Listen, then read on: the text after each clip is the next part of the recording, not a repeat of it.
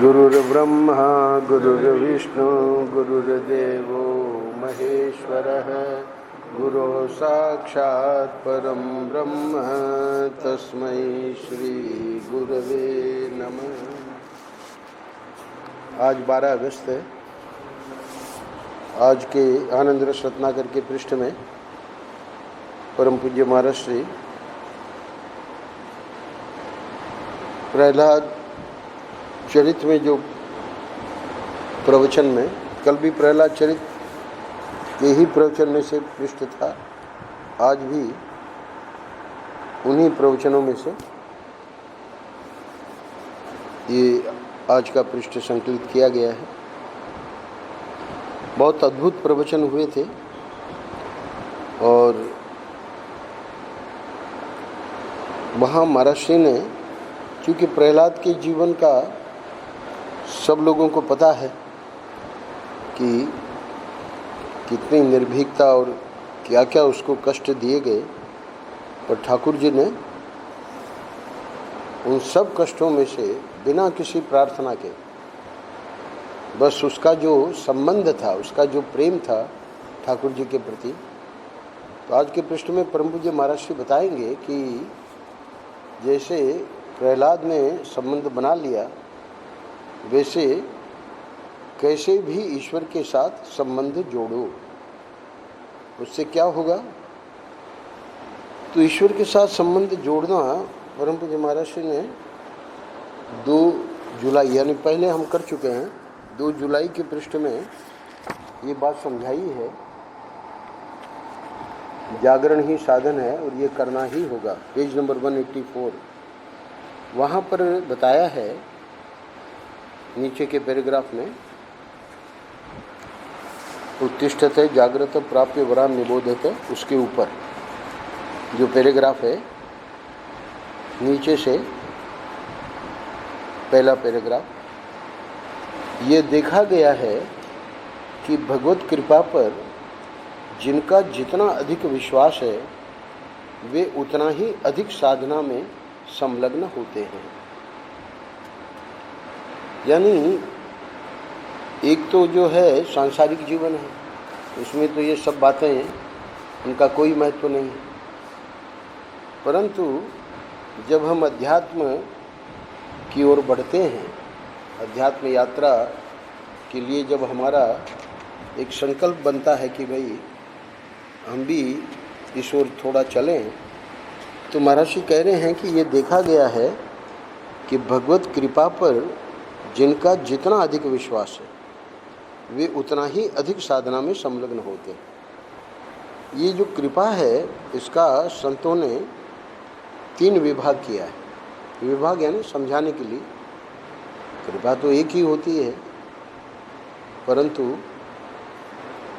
जो सामान्य लोग जो ईश्वर में नहीं भी मानते हैं, उनसे भी बात करो तो बोले कि बड़ी कृपा है, सब बढ़िया है।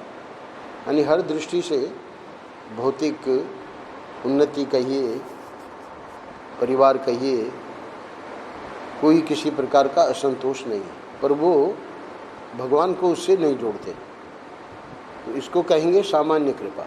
भले वो भगवान को नहीं जोड़े, पर होता तो सब भगवान के कारण ही है। दूसरा जो है उसको कहेंगे विशेष कृपा। कृपा उस पर भी हो रही है जैसे पहले वाले पर वो क्या कहता है? वो कहता है कि सब भगवान की कृपा है, यानी सब बढ़िया ठीक ठाक चल रहा है। तो भौतिक जीवन जो हमारी अभ्युदय है, एक होता है निःश्रेयस, यानी जो मोक्ष का साधन है, जिसमें हमको अपने भौतिक जीवन में जो भी कुछ करना था वो सब कर लिया। जैसे सब ये होते हैं, घर छोड़ के अपना साधन भजन करते हैं, तो उनके लिए वो वैराग्यवान है, तो उनकी बात छोड़ दीजिए। जो सामान्य लोग हैं वो लोग भी चाहते हैं कि भाई हमारा सब कुछ ठीक ठाक बना रहे, तो जब वो भगवान को उसमें जोड़ के बोलते हैं तो उसका अर्थ है विशेष कृपा। तो इसी को महाराज श्री यहाँ बता रहे हैं कि ये देखा गया है कि भगवत कृपा पर जिनका जितना अधिक विश्वास है वे उतना ही अधिक साधना में संलग्न होते हैं। अब जब साधना में जब संलग्न होंगे तो उसका परिणाम क्या होगा कि ये जो भौतिक उन्नति, अब सुदामा थे तो सुदामा जी को कोई कुछ पड़ी नहीं थी कि भगवान हमको कुछ दें, उस उद्देश्य से वो गए ही नहीं। तो सुशीला के धर्मपत्नी के बड़े आग्रह के कारण चले गए कि ठीक है अब ये कह रही है और अपने को दर्शन भी हो जाएंगे ठाकुर जी के।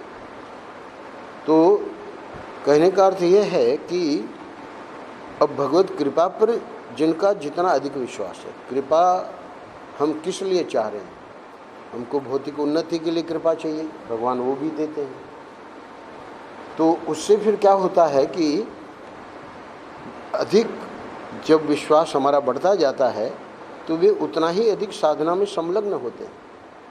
उनको लगता है कि भाई ठाकुर जी हमारे लिए इतना कर रहे हैं तो हमको कृतज्ञता ज्ञापन तो करनी ही चाहिए। ये जो प्रार्थना होती है, पूजा होती है, पाठ होता है, ये क्या है? ये कृतज्ञता ज्ञापन है कि आप हमारे लिए इतना कर रहे हो, है ना।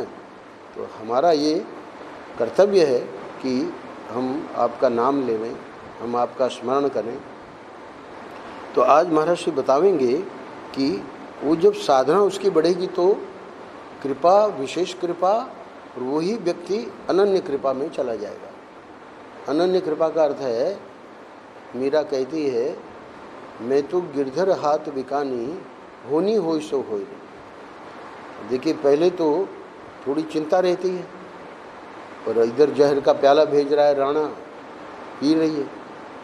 लोग बताए मीरा को कि मत पीजिए, इसमें जहर है। उसने ध्यान नहीं दिया, बोले भगवान का, उसने कहा है कि ये भगवान का चरणामृत है ना। तो भगवान का चरणामृत समझकर ही वो पी रही थी, उसको इसकी कोई परवाह नहीं थी कि मैं मर जाऊंगी, है ना। ये है विश्वास। ये देखा गया है कि भगवत कृपा पर जिनका जितना अधिक विश्वास है वे उतना ही अधिक साधना में संलग्न कर। अब उसको और दूसरा कुछ कार्य था ही नहीं, सुबह से लेकर रात तक बस भगवान का भजन, भगवान का भजन, भगवान का भजन। तो अब ऐसी साधना में जो संलग्न हो जाएगा तो स्वाभाविक है अनन्य कृपा यानी आखिरी जो स्थिति है संतों की, वो उसको प्राप्त हो जाती है। तो इसीलिए परम पूज्य महाराज जी कह रहे हैं कि ये बहुत ज़रूरी है हमारे लिए। आज का पृष्ठ देखिए, शीर्षक है कैसे भी ईश्वर के साथ संबंध जोड़ो। क्यों जोड़े महाराज? अरे महाराज भौतिक उन्नति चाहिए तब भी जोड़ो। बोले भौतिक उन्नति तो हम अपने प्रयास से, हमको ऐसा थोड़ी है कि भौतिक उन्नति जो है वो ठाकुर जी दे रहे हैं, हम परिश्रम करते हैं तब हमारी भौतिक उन्नति होती है। तो संत लोग एक किसान की कथा सुनाते हैं। एक संत जी गए उधर खेतों में, किसान वहाँ बैठा था और क्या बढ़िया, मतलब पूरी लहलहाती हरी हरी उसकी फसल गेहूं की। संत के मुंह से निकल गया, किसान को कहा कि देखो क्या ठाकुर जी की कृपा है ना, इस बार इतनी बढ़िया फसल तुमको मिली है। किसान ने कहा ये पहले वाला है, भगवान को नहीं जोड़ता है। मैंने बताया ना, कृपा, विशेष कृपा और अनन्य कृपा। तो ये कृपा वाला था। उसको लगा कि ये संत भगवान को क्यों जोड़ रहे हैं। संत जी को सुनाया उसने कि मैंने इसके लिए क्या क्या किया है, आप कह रहे हो भगवान की कृपा है। अरे ये सब मैं नहीं करता तो ये कैसे होती है फसल? दिन रात मैंने परिश्रम करके इस फसल को तैयार किया है। संत जी चले गए। 15 दिन बाद उधर से गुजर रहे थे, वही किसान सिर पे हाथ रख के बैठा था, रो रहा था। संत जी ने पूछा क्या हुआ बेटा, क्या बात हुई? बोले महाराज क्या बताऊं, तूफान और ओले ऐसे पड़े पूरी फसल बर्बाद हो गई। तो यहाँ संत समझाते हैं कि इस बात को, विशेष कृपा को अनुभव हमें करना चाहिए। ये जो हम भगवान को नहीं जोड़ रहे हैं ये हमारी बहुत बड़ी भूल है। अभी मैं सांस लेके और ये जो बोल रहा हूँ भगवान के कारण बोल रहा हूँ। एक क्षण में देखो परशुराम जी आते थे बेचारे, एक क्षण में पड़े हैं अब जयपुर हॉस्पिटल में, होश भी नहीं है, अभी आई है उनकी पत्नी। तो ये क्या है, इसमें हमको सीखना है कि सब कुछ जो चल रहा है ना, तो उसको अंग्रेजी में कहते हैं टेकन फॉर ग्रांटेड। अरे वो तो ठीक ही है, वो तो ईश्वर को चलाना है इसलिए चला रहा है, ऐसा नहीं है। ये जो है शरीर हमारा मनुष्य का पाप और पुण्य के मिले जुले उससे बना है। इसमें सिर्फ पाप ही पाप नहीं है, इसमें पुण्य भी है। इसमें सिर्फ पुण्य पुण्य ही नहीं है, पाप भी है, तब जाके मनुष्य का शरीर मिलता है। यानी पाप पुण्य बराबर बराबर से जब होते हैं, पुण्य बहुत अधिक हो जाए तो देवता का शरीर देते हैं भगवान, पाप बहुत ज़्यादा हो जाए तो नरक में डालते हैं, है ना। असुर वगैरह, पशु पक्षी कीड़े मकोड़े, ये सब योनियाँ मिलती हैं। मनुष्य शरीर ही इतना दुर्लभ बताया है। भगवान शंकराचार्य जी ने कहा है कि 3 चीज़ें बहुत दुर्लभ हैं। अब एक चीज़ तो हमको, है ना, बिना प्रयास के मिली हुई है। बिना प्रयास के, यानी जैसे किसान ने कहा कि हमने इतनी परिश्रम किया, तो हमने आपने ये मनुष्य शरीर के लिए क्या परिश्रम किया? कोई परिश्रम नहीं किया। तो गोस्वामी जी कहते हैं कि ये तो जब ठाकुर जी की करुणा हृदय में ठाकुर जी के आती है, तब वो नरदेह दे देते हैं कि चलो इसको मनुष्य दे देते हैं, ये भजन करेगा। और बात भी सच्ची है। क्यों? क्योंकि जब गर्भ में रहता है तो शास्त्रों में वर्णन आया है कि गर्भ की जो पीड़ा है, 9 महीने बच्चा तो रह तो लेता है, और वहाँ का जो कष्ट है, वो इतने कष्ट में वहाँ टंगा रहता है बेचारा। आप कल्पना करो, इतने छोटे से स्थान में, है ना, 9 महीने रहना। तो वो भगवान को प्रार्थना करता है कि इसमें से आप निकालिए, मैं आपका भजन करूँगा। श्रीमद् भागवत महापुराण में आया है। अब वो प्रसव वायु जब चलती है निकल जाता है। अब जब निकल जाता है तो कुछ ठाकुर जी की ऐसी माया है कि वो जो उसने प्रतिज्ञा की थी कि मैं भजन करूँगा, वो सब भूल जाता है। तो इसलिए परम पूज्य महाराज श्री आज हमको बताने जा रहे हैं आज के पृष्ठ में कि कैसे भी ईश्वर के साथ संबंध जुड़ो। कोई बात नहीं, भूल गए, है ना, अब याद नहीं रहा, पर अब जब देख रहे हैं कि ठाकुर जी की कृपा से अरे कोई लूला है, कोई लंगड़ा है, किसी को, है ना, खाने को नहीं मिल रहा है बेचारा।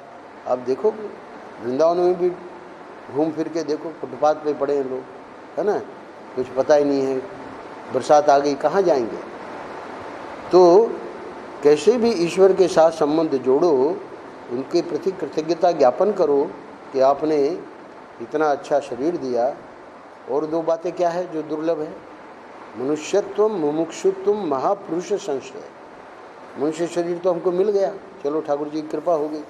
हालांकि वो भी हम अपनी प्रतिज्ञा भूल गए और संसार में लग गए और ठाकुर जी को याद भी नहीं करते हैं। तो यहाँ के लोगों के लिए नहीं, संसारी लोगों के लिए।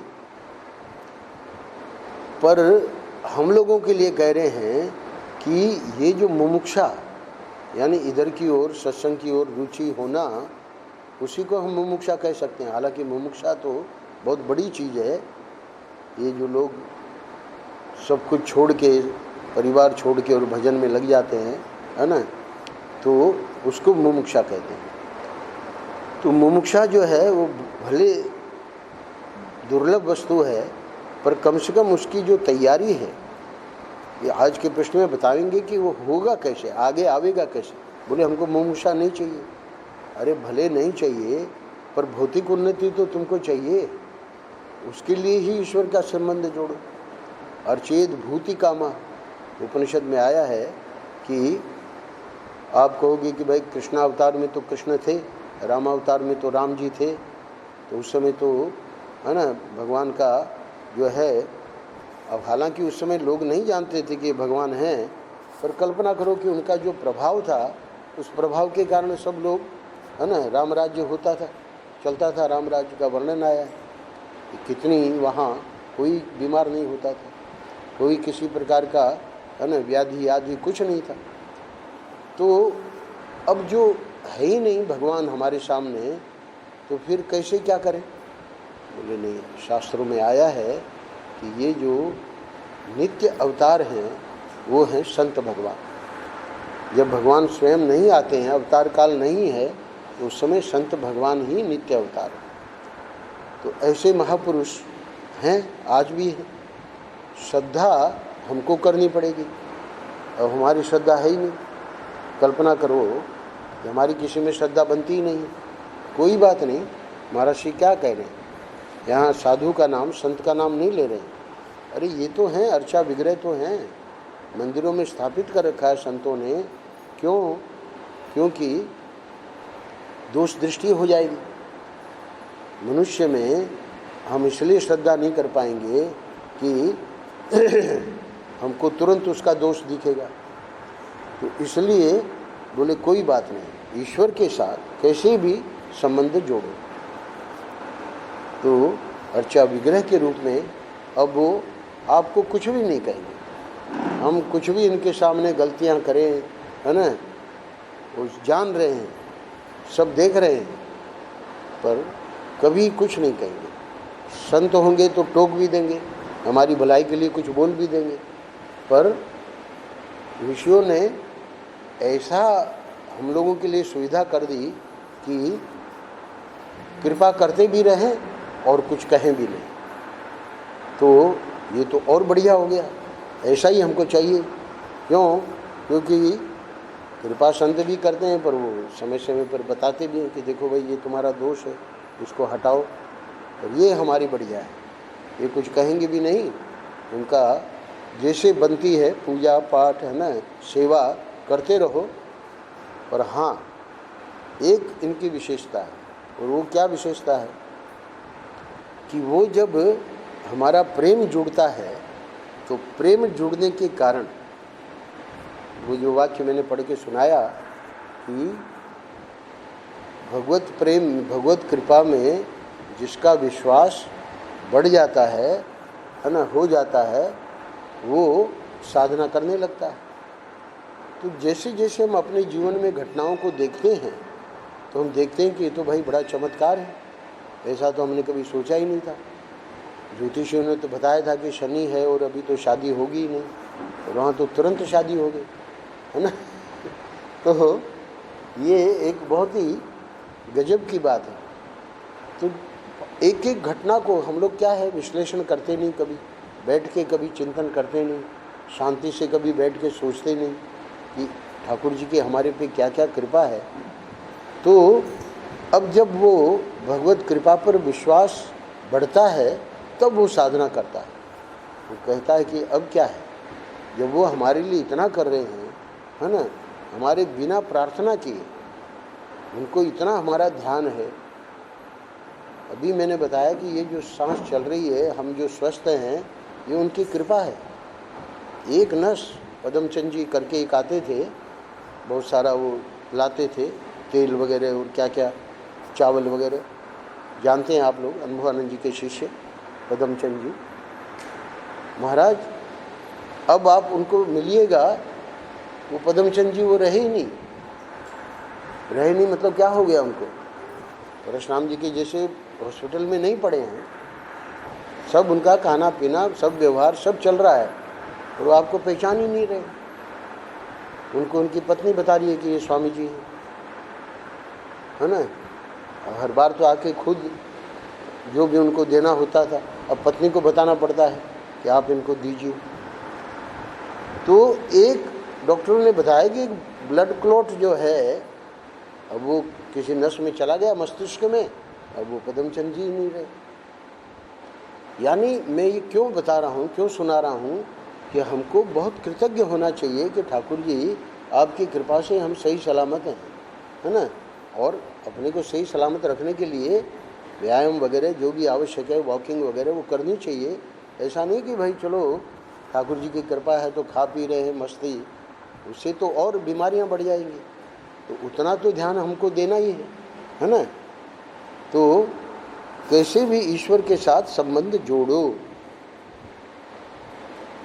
अब यहाँ एक कथा सुनाने वाले हैं महाराज श्री। आज के पृष्ठ में कुछ ज़्यादा समझाने का नहीं है, इसलिए मैंने इतनी बड़ी भूमिका बनाई। अब आप देख लीजिए कि संतों का जो नित्य अवतार हैं वो कैसे क्या क्योंकि भगवत कृपा का अर्थ क्या है?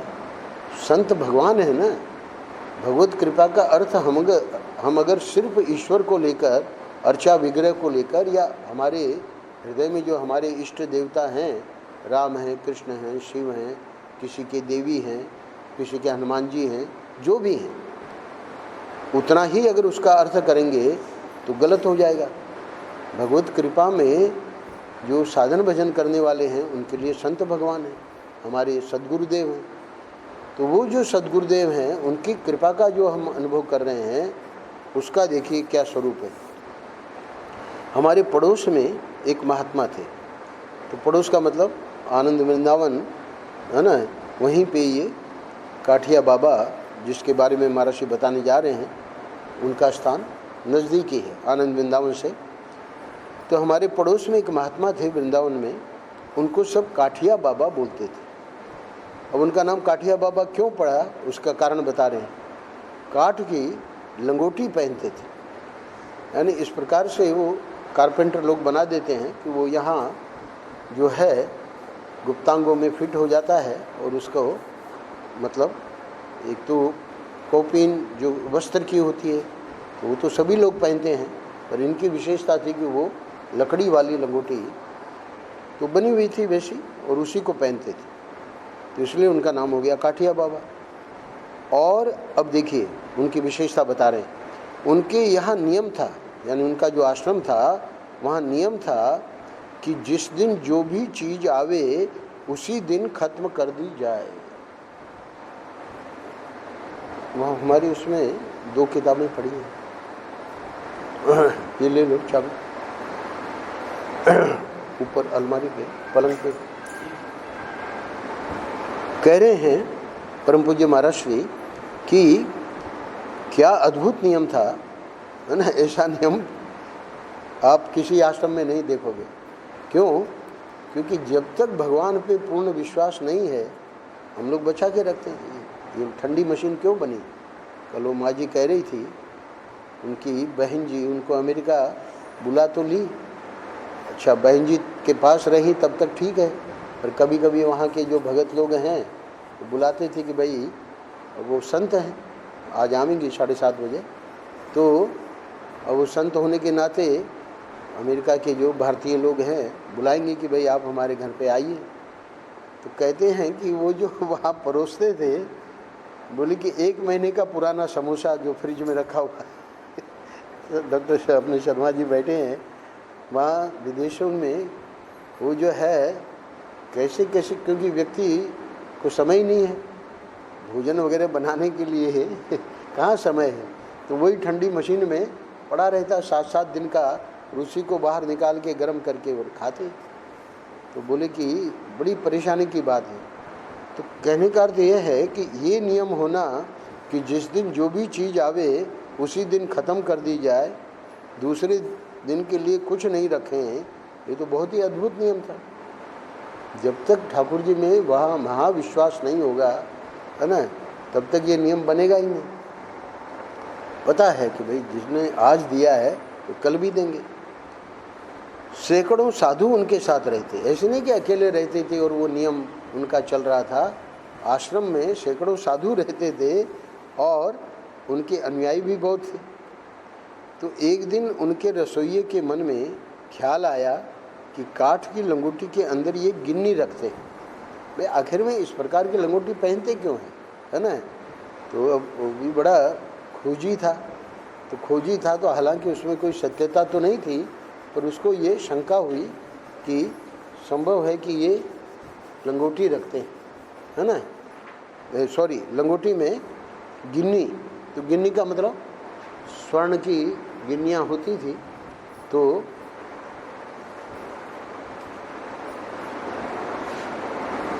पुराने समय में गिन्नियाँ चलती थी, वो समय था, अभी तो गिन्नियाँ देखने को नहीं मिलेगी। तो कहते हैं कि उसको शंका हुई, किसको? रसोइये को। अच्छा, इसलिए इसको हर समय कमर में बांधे रहते हैं ये लंगोटी, हर समय। भाई चलो दिन में बांध में रात को खोल दे, रात को भी नहीं खोलते हैं, रात को भी बांधे रहते हैं। अब ये लोग महापुरुष लोग अपने ब्रह्मचर्य के लिए वैसा करते हैं, वो बात अलग है। पर वो रसोइये को पता नहीं था बेचारे को, उसने यही अनुमान लगाया कि इसके अंदर कुछ है धन। तो अब वो धन हमारे को कैसे मिले, देखो उसकी योजना। फिर एक दिन, ऊपर से 5वीं लाइन, फिर एक दिन उसने उनको जहर दे दिया। किसने? रसोइया ने, कि ये जब मर जाएंगे तब हम ये लंगोटी निकाल कर ले जाएंगे। तो यानी चुपचाप, शिष्यों को पता नहीं लगेगा, और गिन्नियाँ वगैरह सब हम हड़प कर लेंगे। होती है, लोग हर प्रकार की योजना बनाते हैं, सब प्रकार के लोग होते हैं। यहाँ पर अभी मुझे लगता है 5-6 महीने पहले कांड हुआ था वृंदावन में ही, जहर दे दिया था किसी ने।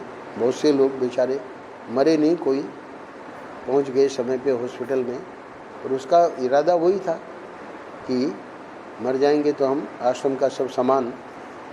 तो बहुत कठिन है समय, अभी तो कलयुग है, तो ये भी कलयुग का ही समय है, क्योंकि 5000 से ज़्यादा वर्ष हो गए हैं कलयुग को। भगवान कृष्ण गए तुरंत उसके बाद कलयुग शुरू हो गया। द्वापर युग पूरा हो गया और कलयुग शुरू हो गया।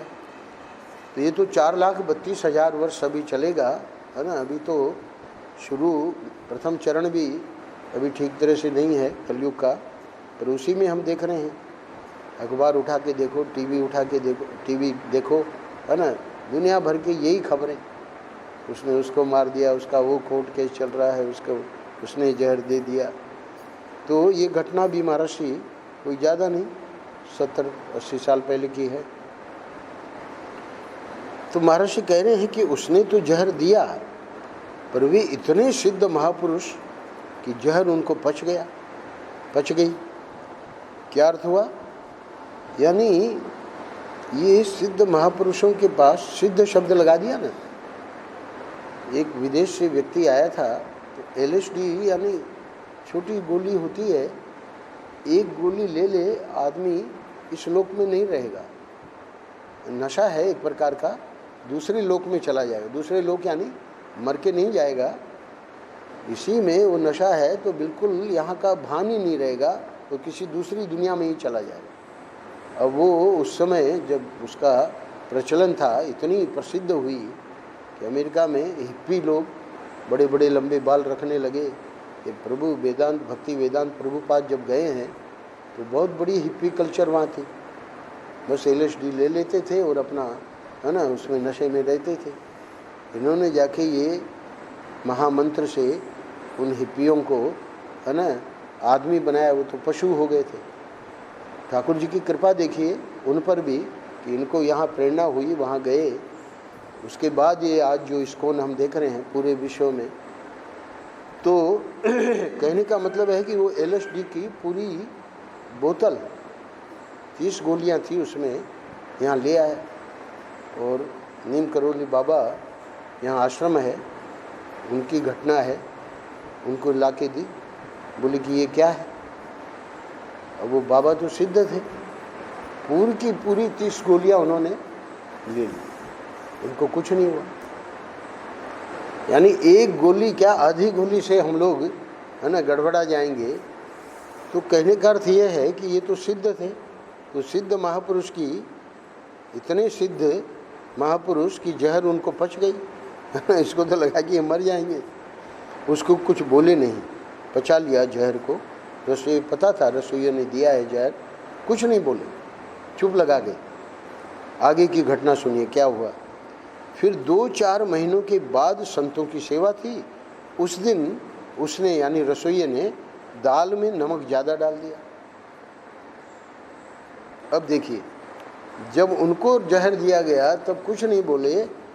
अब उसको बुलाया रसोइये को और कहा कि हे रसोइया महाराज, उस दिन तो तुमने हमको जहर दे दिया तो हमने पचा लिया, पर संतों को तुम इतना अधिक नमक खिलाओगे तो ये कैसे पचेगा उनको। इसलिए अब तुम कृपा करो और जाओ यहाँ से। कोई डांट वगैरह नहीं, प्रेम से, है ना, तुम कृपा करो और यहाँ से जाओ। महर्षि कह रहे हैं कि जिस दिन जहर दिया उस दिन नहीं निकाला, जिस दिन नमक ज़्यादा डाल दिया संतों के भोजन में उस दिन निकाल दिया। इस घटना से परम पूज्य महर्षि ने ये जो पूरा संस्मरण लिखा है, इसमें से एक बहुत महत्वपूर्ण बात आगे बताने जा रहे हैं महर्षि, जिसकी मैंने भूमिका बनाई थी। तो नारायण भगवान का क्या स्वभाव है कि उनको मरने का तो डर नहीं है। देखिए ये सिद्ध महापुरुष संत, इनमें इतना सामर्थ्य भगवान ने दे रखा है। अभी मैंने एक घटना सुनाई है ना, तो 30 गोली खाने के बाद तो व्यक्ति जिंदा नहीं रहेगा, वो अपने कुछ नहीं। वो व्यक्ति जो लाया तो आश्चर्यचकित हो गया, विदेशी था वो, आश्चर्यचकित हो गया कि क्या लीला है। उसको पता था कि ऐसे सिद्ध महापुरुष होते हैं, उसीलिए वो लाया था, पर वो महात्मा जी ने तो बहुत बड़ा चमत्कार कर दिया। तो मरने का डर इनको नहीं है। किनको? भगवान को। अरे जब ये संतों को मरने का डर नहीं है तो आप कहेंगे फिर क्यों मरते हैं, वो बात अलग है। भगवान भी जब मनुष्य देह लेते हैं तो वो भी लीला स्मरण करते हैं, वो फिर अपनी देह कहाँ रखते हैं? ये दिखाने के लिए कि जब मैं भी मनुष्य शरीर में आता हूँ तो मैं भी अपना जब काम पूरा हो जाता है तो मनुष्य देह का त्याग कर देता हूँ। तो इसलिए मरने का डर का मतलब है कि उन्होंने अपनी आत्मा को जान लिया है कि वो तो अजर अमर है ना। तो संतों के लिए और भगवान के लिए तो प्रश्न ही नहीं है ना। भगवान का क्या स्वभाव है कि उनको मरने का तो डर नहीं है। अरे भाई सारथी बने हुए हैं तो वहाँ सामने से क्या क्या बाण चल रहे हैं, हालांकि कवच वगैरह सब पहनते हैं, युद्ध में जाते हैं तो, पर वो तो बाण ऐसे हैं कि कवच को पार कर जाए, ऐसे ऐसे बाण हैं। तो मरने का डर नहीं है, ठगे जाने का डर नहीं। भाई चलो कोई ठग ले वे ठाकुर जी को, अरे क्या ठगे जाएंगे। वहाँ जब विभीषण आया तो सब लोगों ने कहा कि इसको रखने लायक नहीं है। अरे बोलिए ये करेगा क्या? बोले नहीं, वो रावण का भाई है, वो तो भेद लेने आया है। अरे बोले कि वो कोई भेद हमारा नहीं ले सकता। ठगे जाने का डर नहीं है ठाकुर जी को, दुखी होने का डर नहीं है कि भाई ये जो है व्यक्ति हमको दुखी कर देगा, कुछ नहीं। ठाकुर जी के यहाँ तो ये सब कुछ है ही नहीं। तो इसलिए परम पूज्य महाराज जी कह रहे हैं कि कोई भी किसी तरह से उनके पास आ जाए तो वे उसका कल्याण ही करते हैं। भगवान कभी किसी का अमंगल नहीं करते हैं। ये बहुत अद्भुत बात है। कोई भी किसी तरह से उनके पास आ जाए। कंस जो है वो शत्रु भाव रखता था, शिशुपाल जो है वो द्वेष भाव रखता था, तो इन सब लोगों का उद्धार कर दिया। पूतना तो जहर लगा के मारने आई थी। क्या कह रहे हैं महाराज जी? कोई भी किसी तरह से उनके पास आ जाए। अब वो पूतना वहाँ पहुँच गई ना उनके पास, बोले कि इसको माँ की गति देंगे। अरे माँ की गति, वो तो आपको मारने को आई है, उसको तो नरक में डालना चाहिए। बोले नहीं नहीं, दूध पिला रही है ना, दूध तो माँ पिलाती है। तो ये यानी सुखदेव जी वैसे जैसे ही उनका जन्म हुआ वो चले गए जंगलों में। बोले हमको ये माया जो है वो कहीं हमको अपने चक्कर में न ले ले, अपना भजन करने लगे। अब व्यास जी का तो ये था कि ये बेटा पैदा हुआ है तो ये हमारे कार्य को आगे बढ़ावेगा। तो वो चले गए जंगल में। बुलाए भी तब भी तरुओं ने आवाज़ दी। क्या है श्लोक? हाँ, यम प्रव्रजंत, बोलो श्लोक बोलो।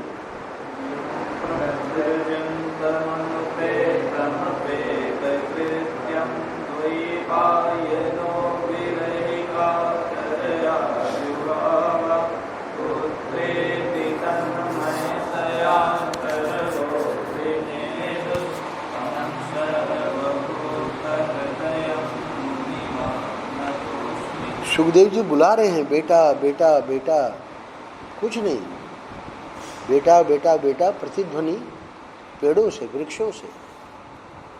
चले गए जंगल में अपना। अब उन्होंने क्या युक्ति करी कि ऐसे ऐसे श्लोक जिसमें ठाकुर जी की करुणा, कि पूतना मारने को गई और उसको माँ की गति दे दी, ऐसे ऐसे श्लोक रटवा दिए ब्रह्मचारियों को, और बोले कि वो जहाँ हमारा बेटा बैठा है भजन करता है वहाँ सुनाना। अब वो तो जैसे ही सुने बोले कि ये किन्होंने ये रचना की और ये कौन है जो इस प्रकार माँ की गति दे दी। बोले आप अपने पिताजी के पास जाइए, है ना, ये तो हमने 4-5 श्लोक सुनाए हैं, वहाँ तो पूरा भागवत महापुराण। गए सुखदेव जी, तो इसीलिए ठाकुर जी के बारे में आया है कि सामान्य लोगों को ये आकर्षित कर लें, ये कोई बड़ी बात नहीं है, पर ऐसे विरक्त महापुरुष सुखदेव जी जैसे उनको भी आकर्षित कर लेते। देखिए श्लोक के द्वारा वो आ गए पिताजी के पास, पूरा भागवत महापुराण सुनाया पिताजी ने, परीक्षित जी को उन्होंने ही तो सुनाया। तो कहने का अर्थ यह है कि कोई भी किसी तरह से, यानी पूतरा मारने के लिए गई, उनके पास आ जाए तो वे उसका कल्याण ही करते, माँ की गति दे दी। इसीलिए ब्रह्मा जी को बड़ा आश्चर्य हुआ कि ब्रजवासियों को क्या देंगे आप। बोले कि उनको मोक्ष दे देंगे। अरे बोले मोक्ष तो आपने उसको पूतना को दे दिया जो आपको जहर पिलाने आई। ब्रजवासियों को जो आपको इतना प्रेम करते हैं उनको भी मोक्ष ही देंगे।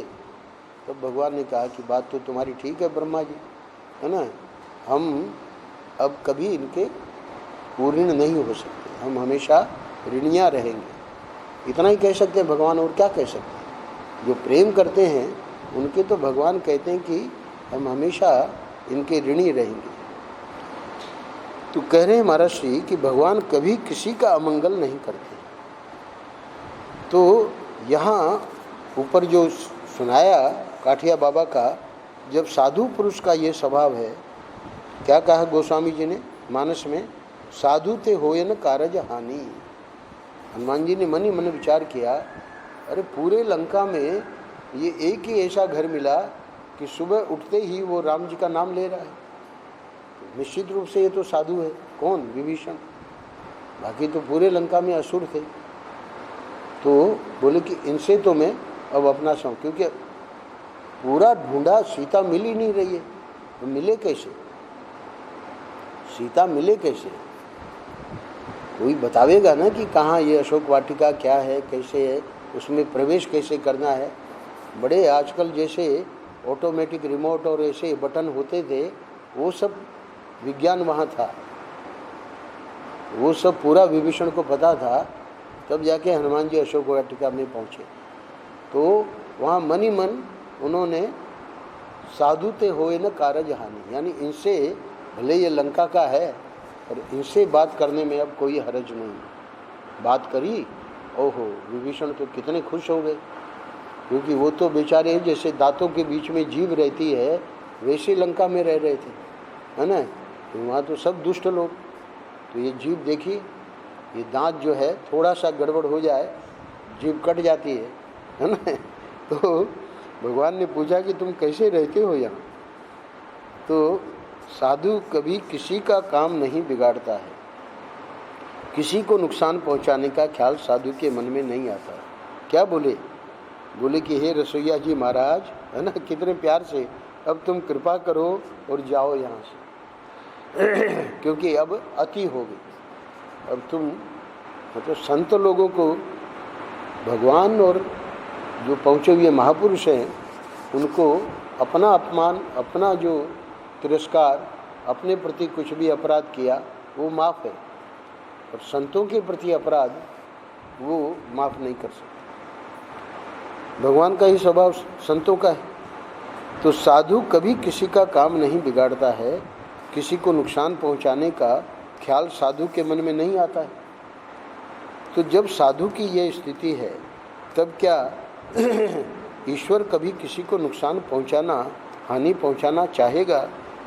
प्रभु जी महाराज में केमुत के न्याय है। केमुत के न्याय यानी जब यहाँ ये स्थिति है तो ईश्वर के दरबार में तो फिर कहना ही क्या। तो जब साधु की स्थिति है तब क्या ईश्वर कभी किसी को नुकसान पहुंचाना, हानि पहुंचाना चाहेगा? यानी असंभव है, ये संभव ही नहीं है। इसलिए कहते हैं कि कैसे भी भगवान के साथ संबंध जोड़ लो। तो ये हमारा प्रयास रहना चाहिए कि संबंध है, व्यवहार की जितने संबंध हैं बने रहें। उनके लिए संत लोग नहीं कहते हैं कि उन संबंध को काटो, वो संबंध भले बने रहें, पर ईश्वर के साथ संबंध जोड़ना ये बहुत ज़रूरी है। जैसे जैसे हमारा ये संबंध गाढ़ होगा वैसे वैसे हमको अनुभूतियाँ होंगी और उन अनुभूतियों से फिर हमारी साधना और बढ़ेगी। और फिर जाके मीरा ने जैसे कहा वैसे हमारे हृदय में भी ये आ जाएगा कि मैं तो गिरिधर हाथ बिकानी, होनी होई सो होए रे। यानी अब कोई परवाह ही नहीं है, वो तो जो कर रहे हैं हमारे कल्याण के लिए। होनी होई सो होए रे मतलब अब कोई ऐसी शंका ही नहीं है कि कुछ गलत होगा, जो भी होगा अच्छा होगा। यहाँ तक कि मृत्यु, उसके लिए भी भक्त हर क्षण तैयार है। क्यों? उसमें भी हमारा कल्याण। क्यों? कपड़ा पुराना हो गया, और पुराना हो गया तो उसको हटा के ठाकुर जी नया कपड़ा देंगे। हमारे गुरु महाराज कहते थे कि 84 लाख ड्रेसेज ठाकुर जी ने हर एक जीव के लिए तैयार रखी है कि बेटा जो भी ड्रेस तुमको चुननी हो चुन लो। भालू की चाहिए भालू की, मोर की चाहिए मोर की। जीव को मरने नहीं देते। जीव जो है शरीर, स्थूल शरीर यहाँ रह जाता है, जीव की यात्रा चलती रहती है। पहले से ही 84 लाख प्रत्येक जीव के लिए ड्रेस तैयार रखी। तो कह रहे हैं कि भगवान के साथ संबंध जोड़ लो। अब क्या है, अब पता लग गया कि जब हम मरेंगे ही नहीं तो मरने का डर अब कहाँ रहा। हम तो अपने को ये स्थूल शरीर मानते हैं। अरे स्थूल शरीर जिसका जन्म हुआ है वो तो मरेगा ही, है ना। पर सूक्ष्म शरीर जो इस स्थूल शरीर में आया है वो नहीं मरता, तो उसकी यात्रा चलती रहती। तस्मात् केनापि उपायेन मनः कृष्णे निवेशयेत्। उपाय करो, उपाय करो यानी जो भी कर रहे हो, जप करो, तप करो, व्रत करो, पूजा करो, सत्संग करो, है ना। उपाय चाहे कोई भी हो, लेकिन मन लगना चाहिए भगवान में। क्यों? क्योंकि उपाय कर रहे हैं और फिर संबंध भगवान से नहीं जोड़ रहे हैं, संसार से ही जोड़ रहे हैं। संसार हमारा, अरे संसार आपका बहुत बढ़िया रहेगा, अब इधर भगवान से संबंध जोड़ो, है ना, तब जाके उन्नति होगी। बाकी तो अनादि जन्मों से संसारी तो ले रहे हैं, संसारी तो मांग रहे हैं। और अब जब मनुष्य जन्म मिला है तो इस बात को समझो। इसलिए क्या कह रहे हैं कि कोई भी साधना करो, जो भी गुरु ने बताई है, जप करो, तप करो, व्रत करो, पूजा करो, सत्संग करो, उपाय चाहे कोई भी हो, लेकिन मन लगना चाहिए भगवान में। ये नहीं कि ये उपाय करके मन हमारा और संसार में लगे, और बेटे से मोह हो जाए, और पत्नी से मोह हो जाए, या पत्नी कहे कि और पति से मोह हो जाए। ये तो सब स्वार्थ के संबंध है। तो इसलिए जगाते हैं संत लोग कि जागो, अनादि जन्मों से यही तो करते आए हो, अब मनुष्य जन्म मिला है तो ये कर लो। मनुष्यत्व, मुमुक्षुत्व, तीसरा महापुरुष संस्कार। तीसरा मैंने नहीं गिनाया, तो तीसरा है कि इधर जब प्रवृत्ति हो गई, जब साधन भजन कर रहे हैं, तो बहुत बहुत बहुत दुर्लभ है महापुरुष का संश्रय, यानी उनका संबंध प्राप्त होना। अब जब ठाकुर जी ने वो भी दे दिया है तो फिर क्या कहना। मनुष्य शरीर मिल गया, मुमुक्षा भी है और महापुरुष संश्रय है, बस काम बन गया। नारायण नारायण नारायण नारायण।